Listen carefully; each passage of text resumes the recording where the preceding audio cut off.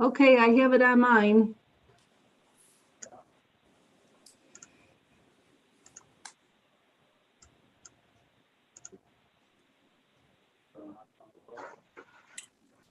Whenever Are we you're good ready. to go? Yes, whenever you're ready. Okay. All right. Jim, could you just do a roll call or? Yeah, I have to, are we getting any echo from anyone? Not here. No. Sounds fine here. I'm getting that echo. I gotta shut that thing down again. Bear with me. Do you want us to just announce ourselves or? Whenever you're ready. That would work. I'll start Okay. off. Sam Gullo here. Jim Brick. Jeremy Satchel. Dan Lure.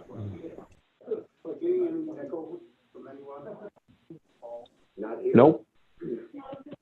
I gotta get this turned off here. Hang on a second, please. Bear with me. Do you want us to just announce ourselves or? That would work. I'll start off. Okay. Sam Gullo.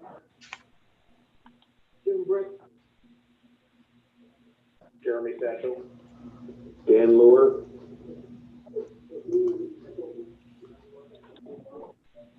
Nope. I gotta get this turned.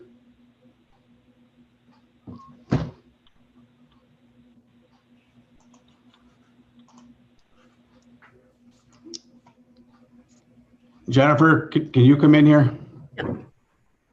I think I got it turned off, the echo. Anybody's had me behind the controls of these meetings before knows sometimes I have my struggles, so bear with me. Is it echoing now? Not on this end. No. Nothing here. All right, I think we got it then. All good.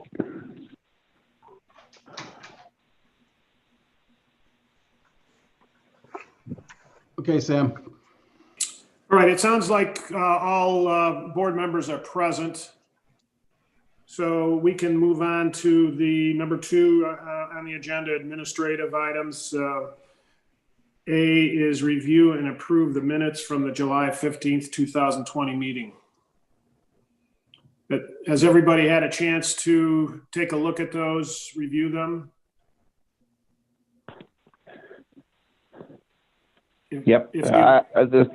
Sam, this is Dan. I would make a motion to approve the minutes. All right, we have a motion. Can we get a second? Yeah, this is Jeremy. I will second that. Okay, we have a motion and a second. Is there any other questions or comments about the minutes? If not, let's take a vote. All those in favor? Aye. Aye. Aye. Opposed? Carried. All right, thank you. Minutes are approved. So let's move on to the financial reports for July through November of 2020. Jeremy? Jim, are you going to pop those up on the screen or not going to do that? There you go. Can you see them? No, you've No. still got the agenda on this screen. Yep. All right.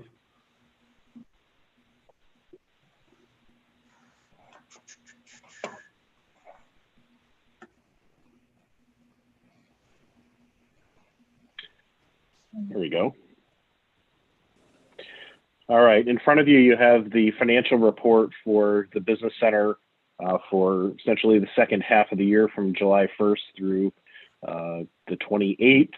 You'll see the starting point cash on hand of $528,401.14. During that time period, in the next column down, you see income accounted for. The vast majority of that came from the funding from the Wyoming County Board of Supervisors in the form of $35,000. Total income for this period of time is $48,285.38. During that same time frame, we did receive principal payment on loan obligations totaling $26,536.70. And then if you slide down a little bit further into expenses, the first category of expenses relate to marketing and operating expenses for the organization, totaling $22,573.43. The next column down, you see other disbursements during that time frame, which include monies going out for primarily loan proceeds, $100,000 in proceeds plus $39,000 to the Restart Wyoming program. So total other disbursements of just north of $141,000. When you get to the finish line on December 28th, the organization has total cash on hand of $439,646.41 in the various accounts listed on the financial statement. As Jim slides us down to the next page, we then go into the budget analysis, and the first column on the left would be the budget that was established for the year, and then the next column to the right would be the year-to-date revenues and expenses. So from a revenue standpoint, we had budgeted $87,900. Year-to-date revenues, $87,262.97. And then when you slide down a little bit further there, we had allocated $87,900 for expenses and ended up coming in just north of $78,000, which led a surplus of $9,203.49.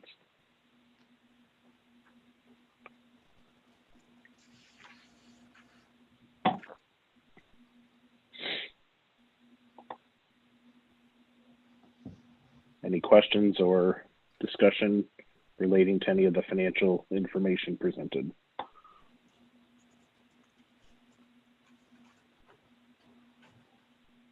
Well, if there's no other questions, I'd look for a motion to approve the financial statements as read. I'll make that motion, same as Jim. All right, Jim. Can we have a second? I'll second it, Sam. This is Dan. Thank you, Dan. All those in favor signify by saying aye. Aye. Opposed? Carried. Thanks, Jeremy. Good job. Thank you. All right. Item C, authorize execution of letter of engagement for the annual audit. The fee is $8,000, the same rate as last year. Any comments on that, Jim? Robin?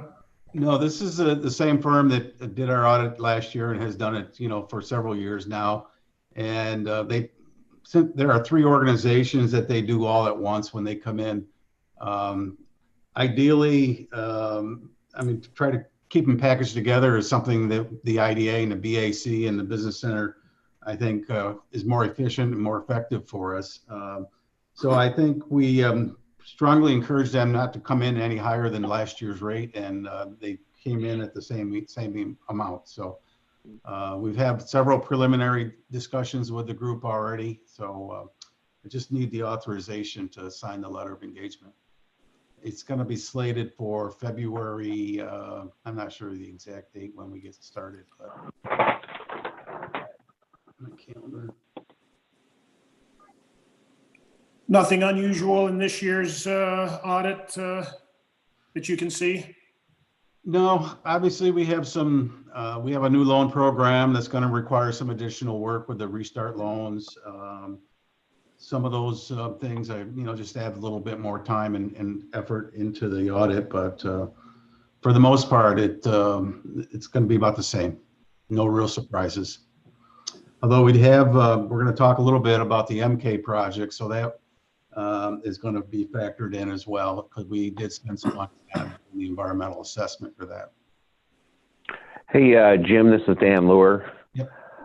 So this is primarily a financial audit, but I think they also take a look at the Business Center, processes and policies, right?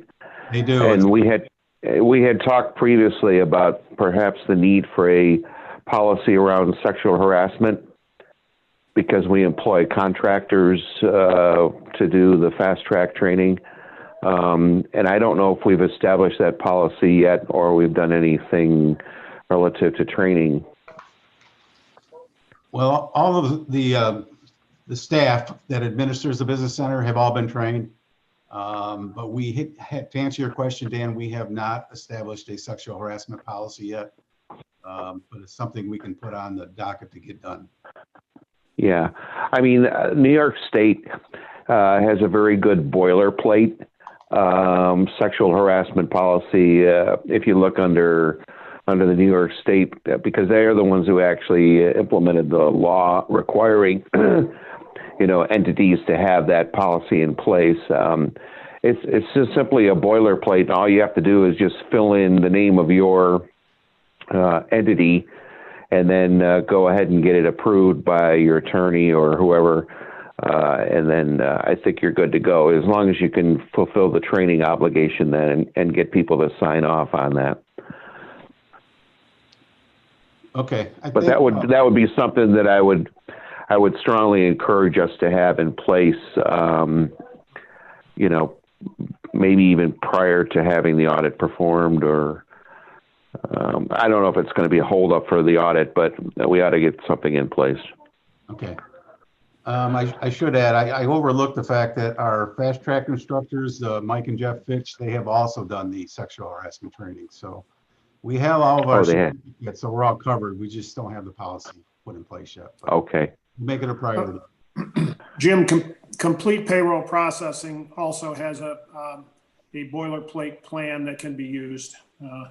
Seeing that Rick didn't show up for today's meeting, maybe we can get one from him. And no charge, right? Exactly.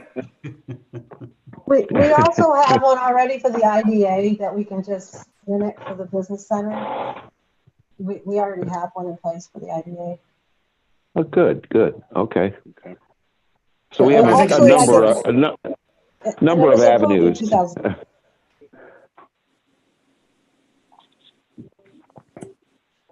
All right. With that being said, you're going to need a vote on this approval.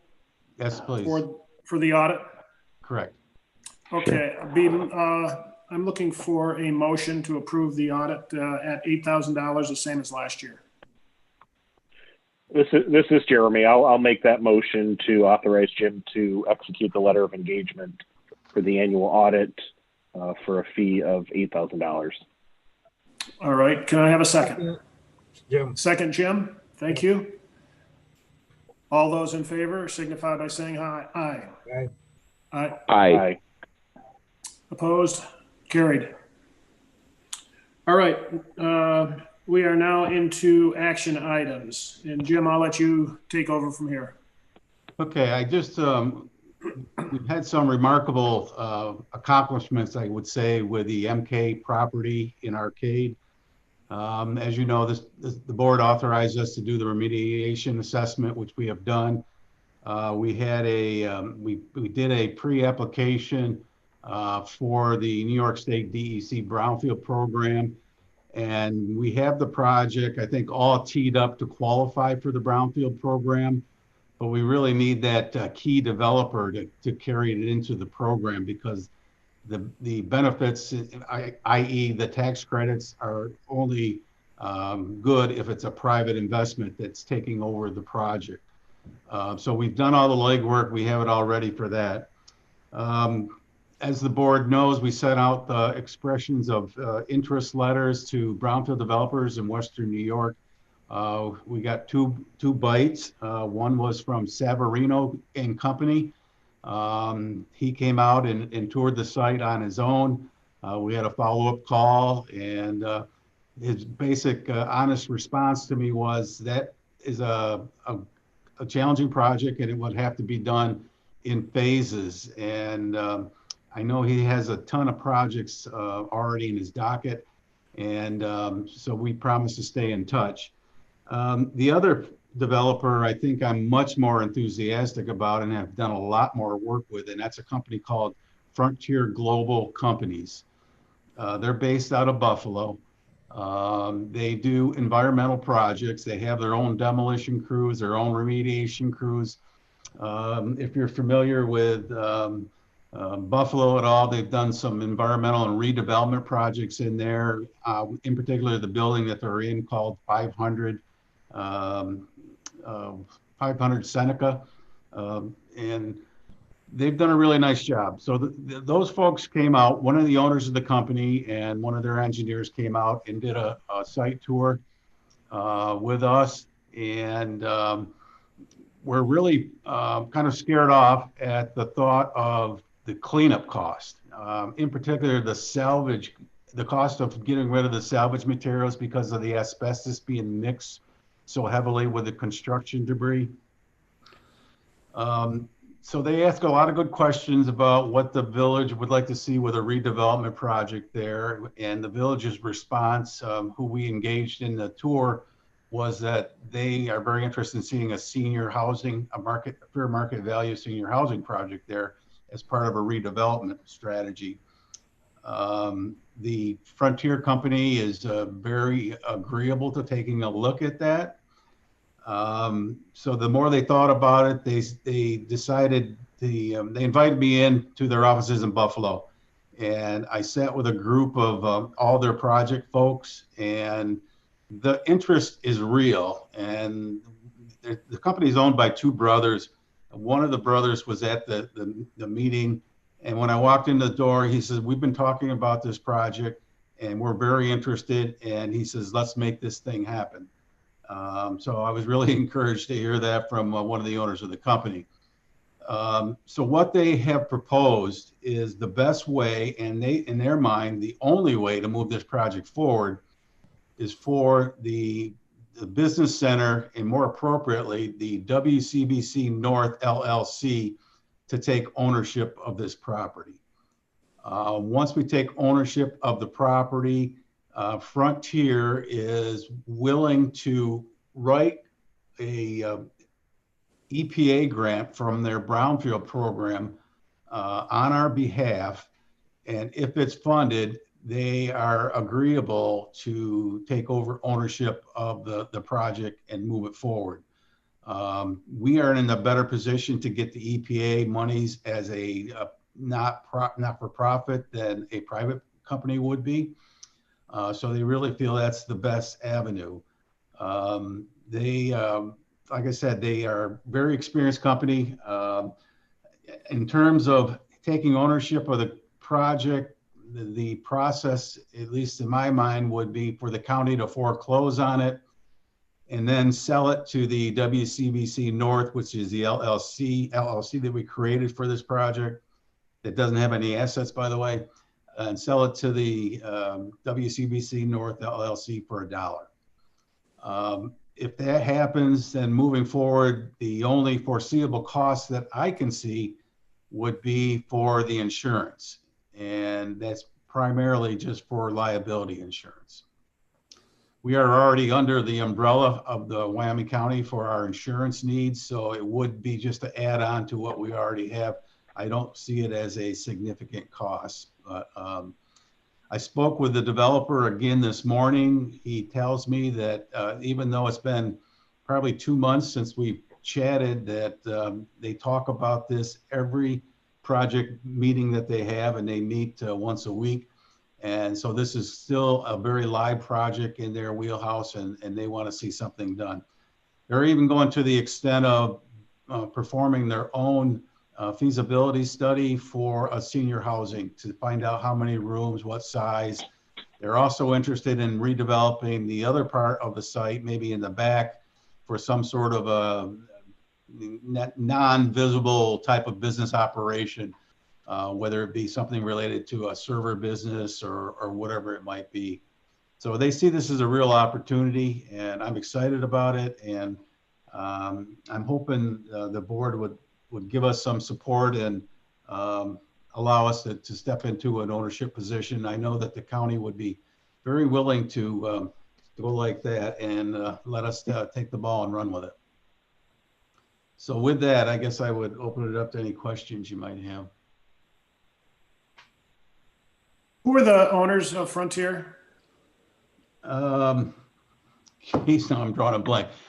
The guy I'm working with is Chris Wittig. Let me see if I can. No, that didn't work.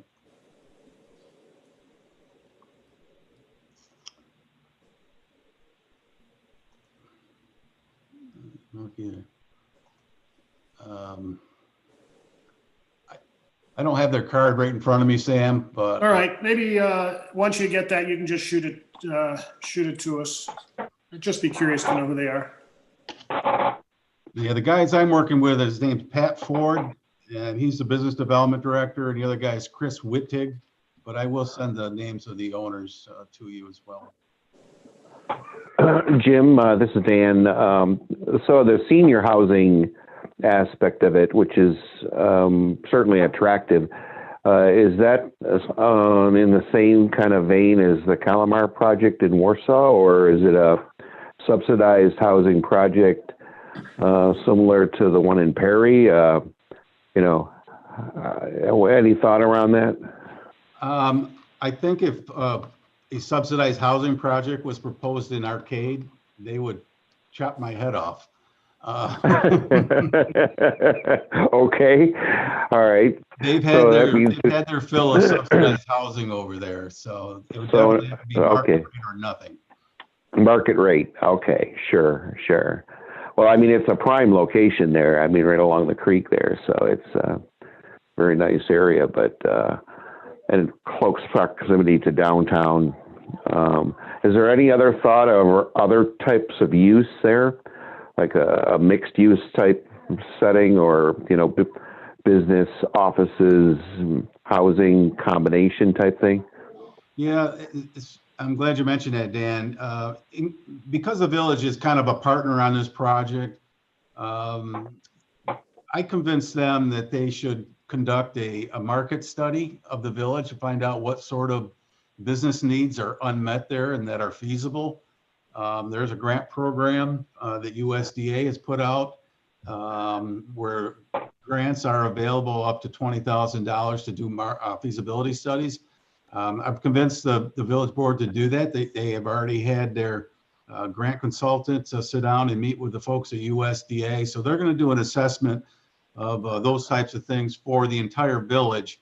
And the hope is, and Frontier is hopeful of this as well, that they'll identify some other uses to the project so that it could be a multi-use site. Okay. What other kind of experiences Frontier have in those areas? Well, the building they're in was a former box factory on Seneca Street in Buffalo. They converted the building into a multi-use facility, and I think there's probably 12 or 13 different businesses in that building. But again, that's in a downtown area in downtown Buffalo where there's probably greater need. But they are not only brownfield developers, but they are also developers in general, in that they specialize in repurposing buildings for meeting the needs of the community. Okay. Jim, how large is that property? 10.5 acres. Oh, okay.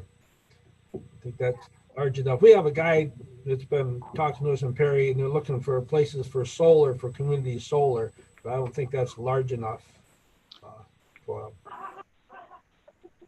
No. Yeah, Jim, I think, it's kind of situated right almost in a residential neighborhood too, there, which would make it tough probably to get the approval for any type of solar project in that location.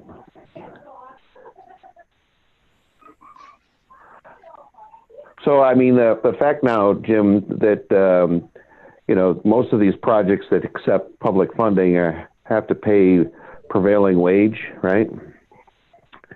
That's not a barrier, is it, for this? No, that's not going to be a problem for us. Okay. And we've done this before, obviously, right? Yeah, we did this over in Perry. Yep. I talked to Kevin about this as well. I mean, in theory, the WCBC North LLC is not exempt from property taxes, but Kevin has convinced me that we can file for an exemption, and we won't be responsible for any property taxes over there. Am I correct in that summary, Kevin? It's close. The CBC has an exemption from real property tax, correct, Jim? No, we're not. It's my understanding we're not exempt from property taxes. We are from sales tax, but. Right, but if you owned real property, you could apply because it's a not-for-profit. Right. Right, it's a 501c3. Right. Right, so that there's an application process for real property which you could utilize to apply for an exemption. It's not automatically exempt, and there is some discretion on part of the assessor to decide that. But CBC, as a subsidiary of a not-for-profit, takes or the tax attributes of the parent will flow through to the subsidiary. And provide for that exemption, assuming that we're using the property for an exempt use. So holding the property, which is a distressed property, would be, that kind of an exempt use if it's in furtherance of your purposes. So it's a little bit more nuanced, but there is an application process, and if we're successful in completing that application and the assessor agrees, then yes, you would be eligible for an exemption.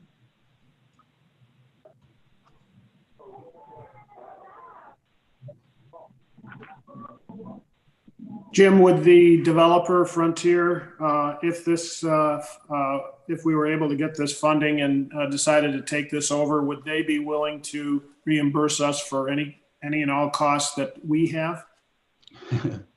I don't know how to answer that, Sam, other than their first proposal to me after I found out they were interested in the property was, well, do you think that WCBC would be willing to pay for the disposal costs of the materials to the tune of about $300,000? And I said, no. That's why we came around in a discussion to talking about applying for this EPA brownfield money, which will cover a portion of that. If we get this grant, Frontier has indicated to me that they will sign an agreement with us that will essentially put them in a position to move forward on this project. So, in fact, even as it stands now, if the board wanted to see a letter of intent from the company, they're willing to draft up something to that effect as well. But I don't know. I guess, Sam, I look at the funding that we have in the business center that's in that kind of budget of money that we got when we sold the former A&A metal site over in Perry. We sold it for $96,000. We've used roughly $25,000, I think, on the remedial stuff and engineering. So there's still kind of a balance of money that has really been set aside to work on some of these brownfield types of things. So, so I don't know if that answers your question completely, but I don't know if the company's going to be willing to reimburse us for our expenses.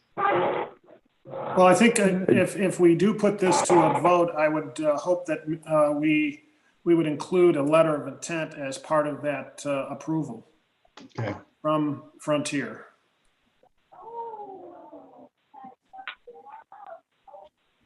I will get that. Jim, what is the typical time frame for the EPA grant application and approval? Well, that's the other thing. This is going to take a while. The window for the EPA grant does not open till October. Okay. But this property has been sitting vacant for what, 21 years now? So. Oh yeah, sure. Now we didn't get an EPA grant for the property in Perry, though, did we? We did not. We did. Yeah, that was done through the DEC, right? Right. Oh, okay. I'm just trying to understand the likelihood of getting an EPA grant so that we can move it forward? Or are there other, I mean, can we approach the DEC as well? They will be approached simultaneously with the EPA as well. Okay. And these folks at the Frontier are experienced in these grants, and they're saying they're willing to put the time in to write these grants for this project. Sure. I mean, my only concern after hearing Kevin is around the tax liability.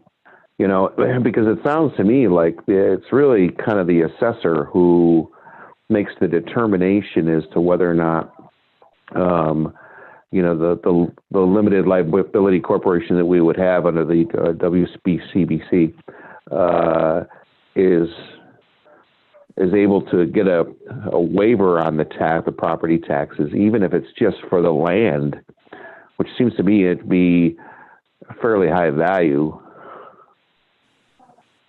But I don't know. What is the property assessed for right now? I think it's 40,000 or something like that.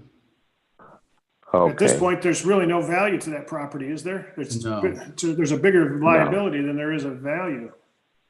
Well, I mean, if it's remediated though, Sam, now it's worth a lot more. That's a big if. That's right now it's not remediated. So right. I think but there would be a case with the assessor to, if they want to see potential value in this property, they have to, I would hope that they would work with, if that's the case, to move this along. Well, if you recall though, I mean, the DEC remediated the property over there in Perry, but we still had to sit on it for a year or two before we got an interested buyer to come in there, right? Correct. Well, we do have an interested buyer in this if it gets remediated. Yeah. They will have done it. Right. But Jim, we weren't paying any taxes on the property in Perry, were we? We had an exemption.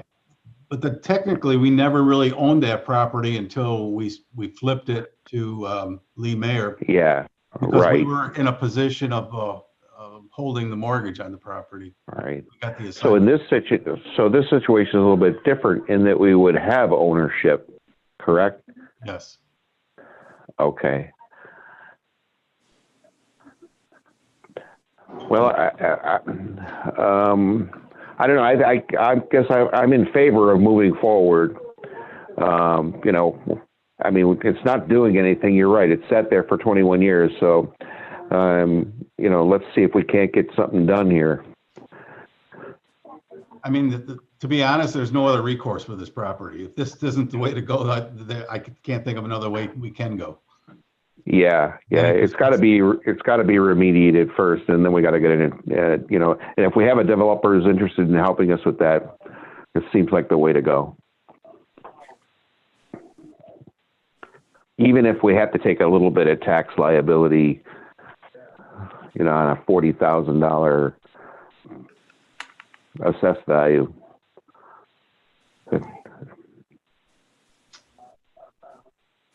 Yeah, I'm pretty confident. Are you looking for some kind of motion here, or are you just updating? Is this just an update? No, I actually need a motion because we have to engage the county and. Okay.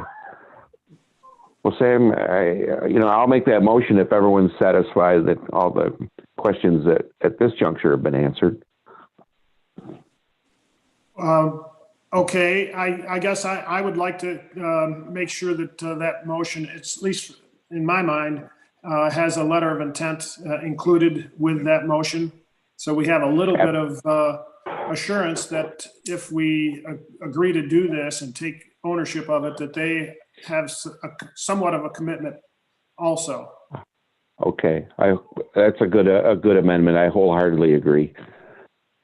Do we have Kevin? Can you suggest how that motion should be stated? Let me see if I can unpack this. I think what Jim is asking the board to do is to authorize the CBC to acquire the property from the county for $1, subject to Sam's amendment, which would require that the developer provide a reasonably satisfactory letter of intent evidencing their desire to purchase the property following the application and completion of a grant application through the EPA. I'm not How's sure that? I would throw in the words about purchase the property at this point, other than just their interest in, working with us on this development project. I mean, if we don't get the grant, are they going to disappear? Maybe. I don't know. Or are we If going to they, find, are we going to Jim, find if they another way? disappear, I'm sorry, go ahead, Sam. if they disappear, now we own the property. Yep. And what would be the strategy going forward? We try to dispose Look of it for to another developer. we try to dispose of it to another brownfield developer. I mean, this is only one developer that we're working with. Okay. If we hang on to it, So go ahead. I was just say, so worst case scenario is we hold on to this piece of property for an extended period of time until we can develop a relationship with another developer, right? That's correct. Okay.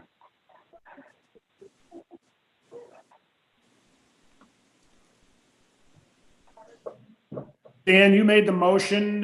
You're comfortable with the motion that was read by Kevin? I am, Sam. This is what we do, so Okay. I'm comfortable. Then can we have a second to that motion? I'll second it, Sam, Jim. Okay, Jim. Is there any other discussion? If not, let's take it to a vote. All those in favor? Aye. Aye. Aye. Opposed?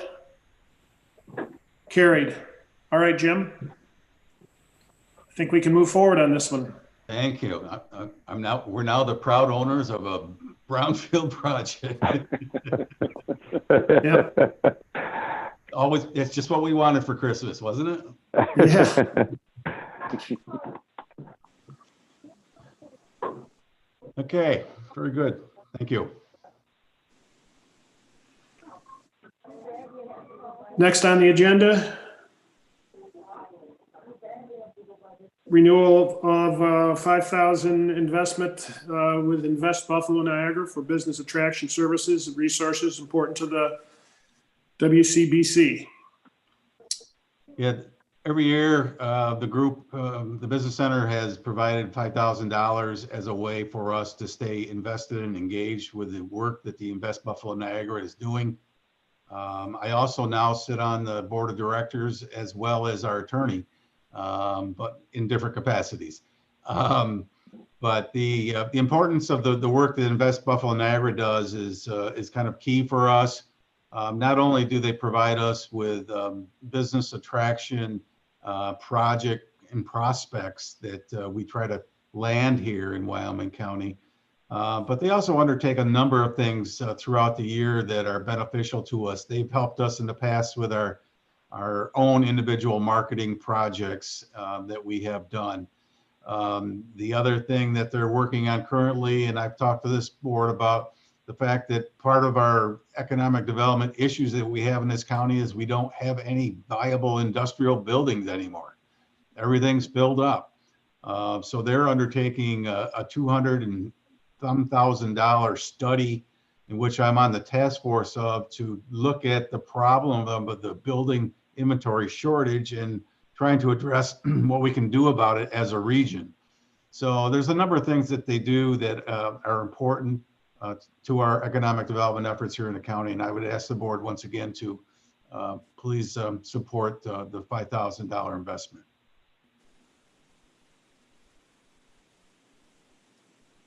All right.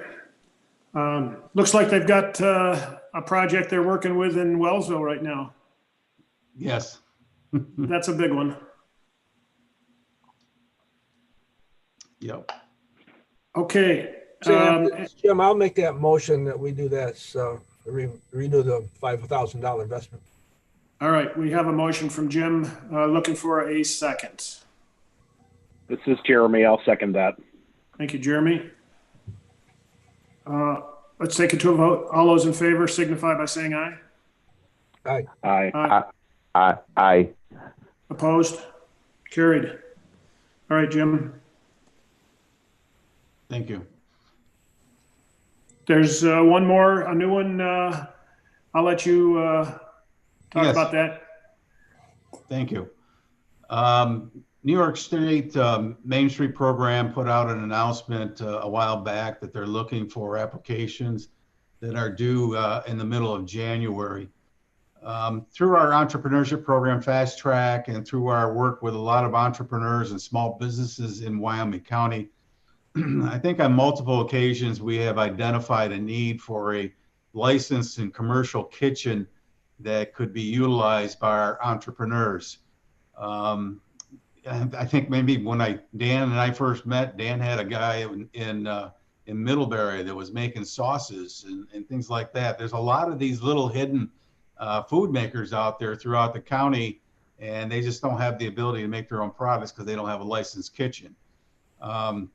So what I'm proposing is that we apply for a feasibility study grant application from New York Main Street program to look at the feasibility of doing a commercial kitchen. And because we need a kind of a focus for the application, I am proposing that it be the Zeech's building in Warsaw, just because it's it's a highly visible building. I have talked to Jim Ratowski and other tenants in the building. They are willing to entertain the idea of having something like that in there. I mean, if a project like this proved to be feasible, that would be just a start for looking at other grants and things of that nature to kind of fund this program.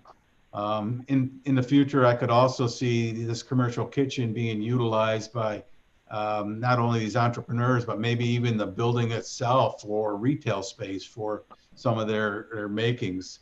For example, we currently have in our spring class a chocolate maker that is registered for the program.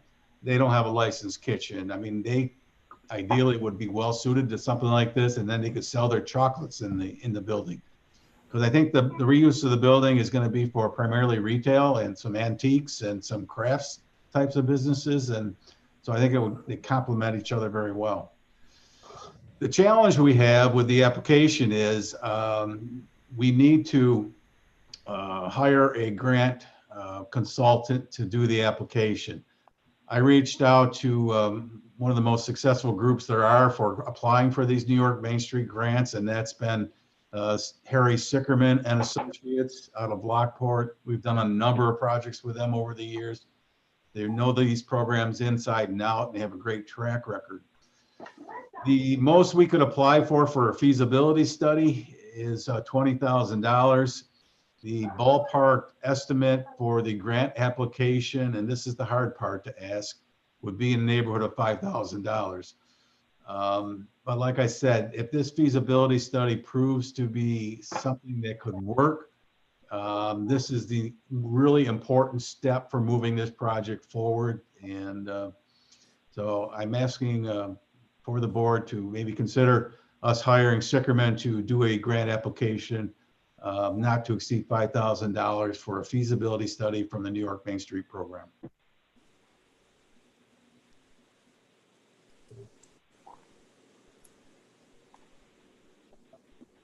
So we would be approving the feasibility study, but we're not committing ourselves to any particular building at this point. It's just a feasibility study.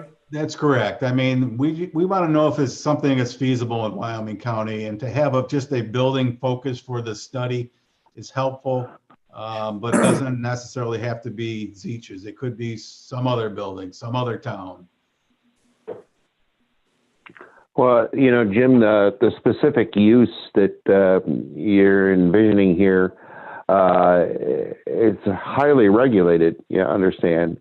Yeah. You know, there's health department approvals required. There's, I think, even ag and markets. You know, and this is where, you know, well, when Andy was making his sauce, he would go in and they would give him a window of time where he could produce small batches, and it was the full, you know, production, because you have to have the bottles ready and cleaned and labels and all of that type of thing. So that's kind of the approach I think that they take for these types of things, where if you have someone who wants to come in and make a small batch of something, you know, it's everything from, you know, the process to manufacture whatever you're going to sell for food as a food product, but it's also the packaging, it's the, you know, the labeling and all of that. Right.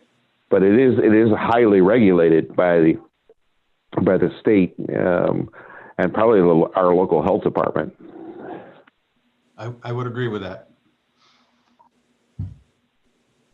And my question is, you know, through your fast track graduates, you think we have a strong enough interest from that group for something like this? Well, I'm not just saying from that group. I'm saying in general. I know that, you know, I've had discussions with Scott at the chamber, and there's people all over this county that are making products out of their own kitchen and selling them to friends. And if there was something licensed and available, they could do it from a licensed kitchen, and certainly not skirting all the regulations and stuff that are out there for food safety and things like that. Jim, are there any models out in the rural communities that are already doing this? Yeah, not necessarily in the rural communities, but places like, you know, Geneva, the city of Geneva has one. They do work. They do require chasing a lot of grants. And it's not, you know, I don't have all the answers about whether or not we have the manpower to pull something like this off and administer it. Those are all things that need to be looked at. And that's why we thought we'd start with a feasibility study, because it doesn't commit us to anything. And once and for all, we can find out if we should stop chasing this or we should pursue it a little bit harder and further. We have a baker in our graduating class this last fall, and she would like to get started baking. She doesn't have a commercial kitchen either. So it really puts a stop to a lot of entrepreneurs, I think, when they don't have the facility to do what they need to do.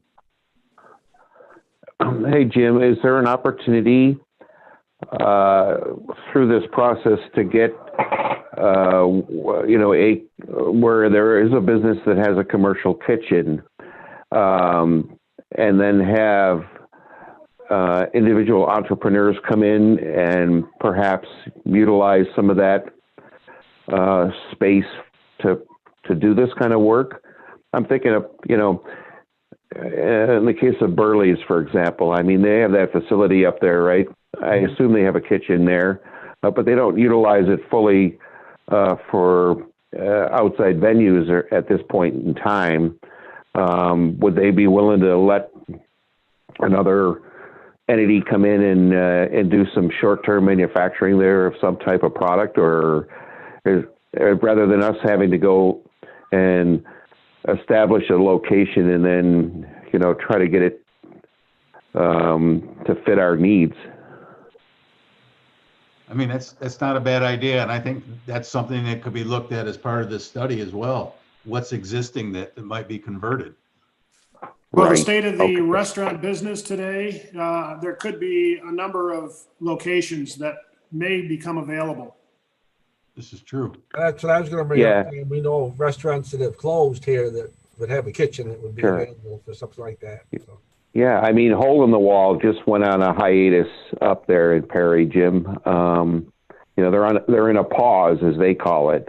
But if they could get some revenue from someone an entrepreneur who might want to come in and utilize the facility to manufacture a product for a short period of time, I could see that would be very advantageous to them.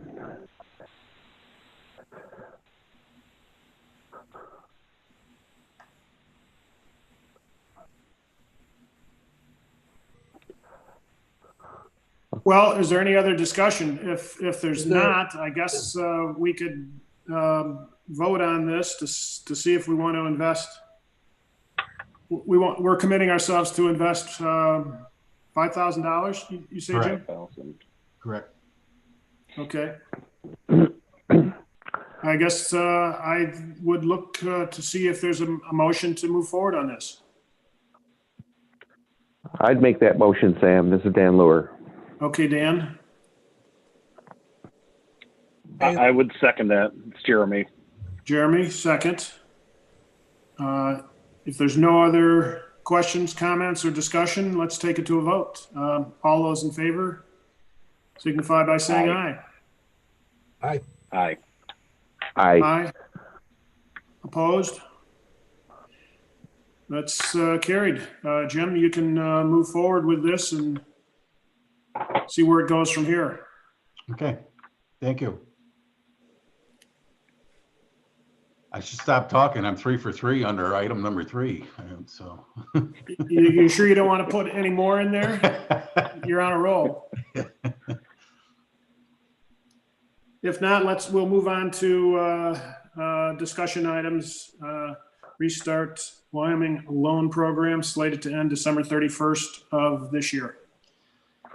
Yeah, when the board authorized us to put this together, as you know, you dedicated $200,000 for the program. To date, we have loaned out $5,900. The maximum loan is $10,000. We had it slated to sunset on December 31. Ironically, today, I just got another application in from Silver Lake Brewing Project for a $10,000 loan that they would like to use for assisting with payroll. So we will get that one processed as well. I guess my question to the board is, do we want it extended another 6 months, or what is your interest in keeping it going? If we do one more loan at $10,000, then we're roughly at $70,000 with $130,000 balance. This, Jim, I would move to continue it, when we started this, there was a pandemic and it still seems to be going on. So I think we should continue it for another period of time. I would agree with that. Yeah. Yeah, I would agree to Jim. I think, especially in the restaurant businesses, they're suffering tremendously now. And, the most recent economic stimulus provides some relief, through, a new PPP program. And I even think that microbreweries and wineries get some tax incentives in that program. But we need to do everything we can to support the businesses here in Wyoming County, and I would be in favor of extending it. So the question is, Jim, is there 6 months? Yeah, we can go 6 months. If we need to spread it from there, we can do it again. I would move it for 6 more months till, July 1st, 2021. Did you, was that a motion, Jim? Yes. Yeah. I didn't hear that. Okay. We need to put this take this to a vote, Jim? Not necessarily. There's nothing formal really needed, but I just wanted to kind of check the temperature of the board. I think you got the temperature of the board pretty clearly, that everybody feels that this is worthwhile to move forward. I don't think anybody felt when we did this that we'd be in this situation now and for the foreseeable future. So okay, I think we're all in agreement. Thank you. Yep. We can move on to updates. Yeah, pull up the micro loan report here.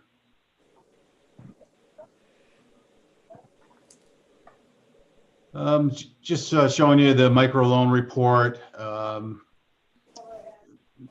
Most everybody is current, believe it or not. So we did the 6 month deferrals.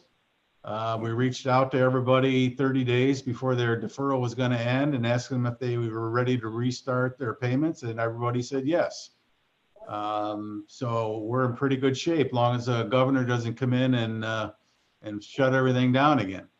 There are still two outstanding large loans, one being the Silver Trail Outfitters, which we're right on the very edges of getting ready to write that one off. We got a small $600 judgment through the bankruptcy court.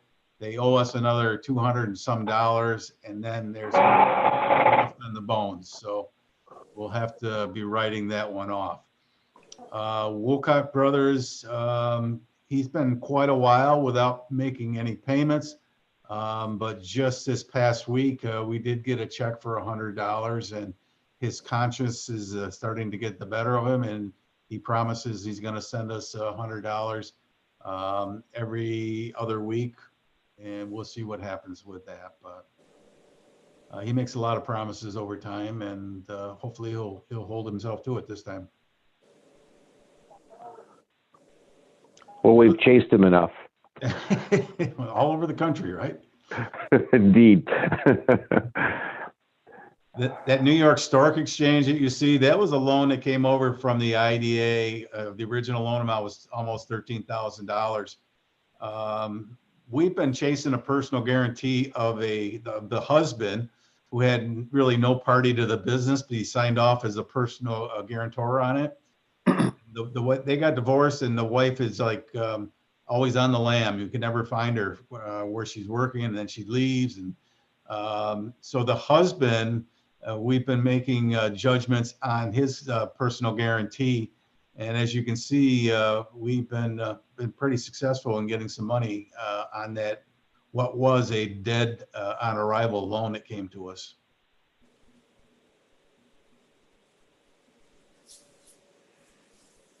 All in all, it looks pretty good.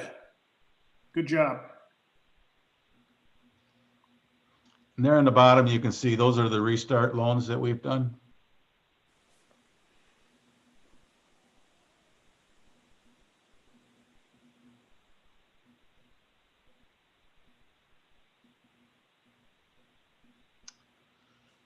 Okay, I don't need a motion or anything. It was just kind of an update. Okay.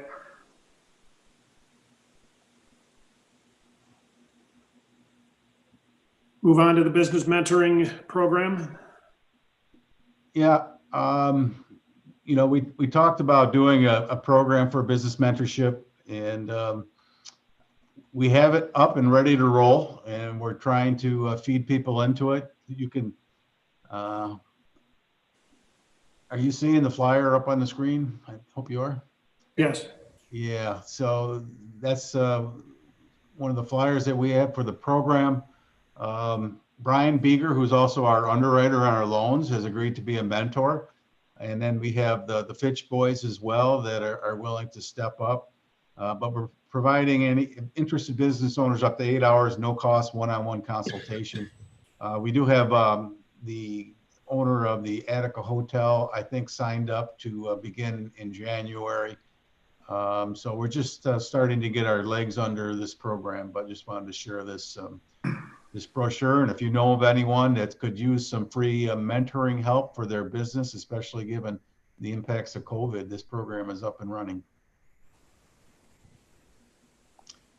I should say that maybe Jennifer, if you could jump in. Jennifer did a lot of legwork with this program and the Business Accelerator, the one we're going to talk about next, with chasing grant dollars to help supplement the program. So Jennifer, you want to share anything? Sure.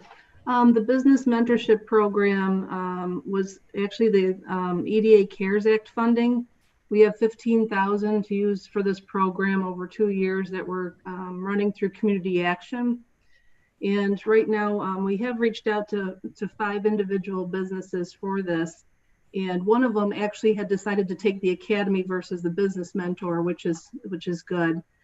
We did an email blast out to the community leaders. We're trying to reach the towns, villages, local chambers, and banks, because we feel that that's where people are going to that need the assistance for money, or who knows better than the local villages of how their businesses are doing. So between these two programs, we could have assistance for small businesses. The Business Accelerator Academy that Jim just brought up, we did secure $6,000 for that program. $5,000 was through the Wyoming County, or I'm sorry, the community, let's see here. Pull it up so you can read the sponsors. Yeah, that's it, Wyoming Foundation. And we did receive $1,000 through Key Bank for this program. We're only accepting 4 businesses for this because it is so specialized. And we have 2 registered right now.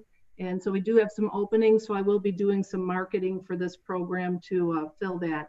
And that will run consecutive with Fast Track. So that'll be on the Wednesdays for the 4 weeks, where the Fast Track will be on the Tuesdays for 10 weeks. So we're going to try to fill those slots up. So those are the two programs that are new for this year. Do you want me to continue on with Fast Track, Jim, or? Yeah, I was just going to share before we do that, this Business Accelerator program is really a business technical assistance program. And we find that businesses that are up and running, just kind of new, still need that extra hand holding and technical assistance. That's why we put this program together. So.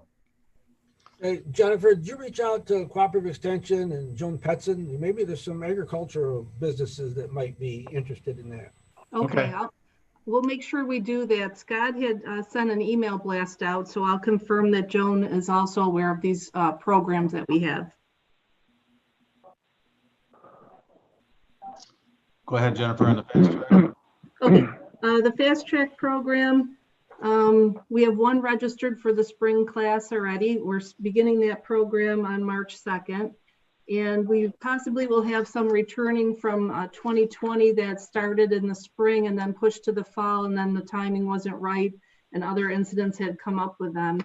So we might have some returning participants coming for that.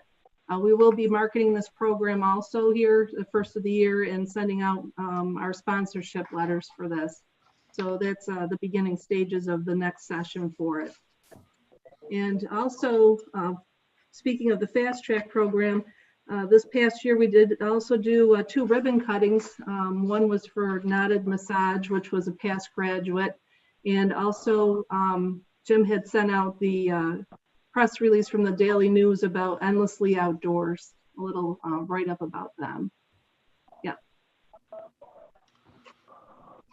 I would just add the Fast Track program actually just had its 10th birthday, and so it's now a full 10 years in the books. Over the 10 years, we have put 171 people through it. That's 17 people a year. And 89 businesses have either started over this 10-year period or have expanded. Sometimes businesses come in and they've been doing it as a hobby and now they want to expand it. So that's almost 90 businesses over a period of 10 years. I would say it's pretty good to have 9 businesses start every year in Wyoming County as a result of this program. And collectively, they've created about well over 130 jobs. So we're pretty proud of the accomplishments of this program. Hey, Jim, I might want to add here too that, you know, in terms of the startup businesses that you've got going through the accelerator program and Fast Track, we're in the process now of kind of redesigning some office space in the Ag Center where you're located. And we would be very much interested in having some of that space utilized as an incubator space for startup businesses at the county level. So, I mean, Cheryl Cummings obviously is the, former Fast Track graduate. We just met with her a couple weeks ago, and she agreed to a 5-year lease in the Ag Center, which is really advantageous to the county from the standpoint that it brings in outside revenue. for support of that building. But there are actually 3 other locations in there once we redesign and shrink down the Cornell Cooperative Extension space that are available for small startup businesses, depending on the nature of the business. Cheryl is an ideal fit, and we're going to move her up to the first floor up there. But she's an ideal fit for that type of location. And if you've got other graduates who need to look at space in relocating or starting up or want to expand, we're very much open to having them utilize some space in that ag center. Okay, good to know. Thank you, Dan. Once you guys have something more formal on space, if you make sure I get copied on something. So Will do. Yep, we've got some plans laid out, and we're going to be probably within the first quarter of next year consolidating the Cornell space, and then we're making some moves and rearrangements at that point. thank you. Before we move on, I just wanted to take a quick moment and just say thank you for all of the time and effort that you all have put into Fast Track and the development of the new programs. It's really neat to hear the impact that Fast Track has had over the 10-year period on our community and the businesses within the community. And I just want to take a moment and just say thank you. Great job. Yeah, I'll echo those sentiments too. I think we all do. Kudos to the team. All right, is there any other, anything to go over on any of those 4 topics that we just talked about? If not, we can move on to other business, Jim. Believe it or not, I don't have any other business. No other business. Anything else from the board to discuss? All right, I guess we can I don't know if you're ready to talk about it in our next meeting, but we'll probably, if nothing comes up, I am anticipating one more micro loan for a small machine shop in the village of Attica that I've been working with. I'm not sure when that's going to come in, but we'll schedule a meeting or reach out with you with some dates should that come in sooner. If not, at a minimum, we're going to have to meet in March. That's our annual meeting date or our annual meeting month. So. All right. Hearing no other other business to discuss, I'd look for a motion to adjourn. Don't move. I'll make that motion too. Okay, we have a I'll motion second and it. a This is second. Jeremy. Thank you very much, everyone. Jim, Robin, Jennifer, Kevin, good job. And we're sorry, Jeremy, we kept you from your vacation, 1 hour of it anyway. So hopefully your wife has no, things for you to do now. All good. I appreciate the time with y'all, and Happy New Year. Happy New Year to everyone. Thanks. Same to you. See you.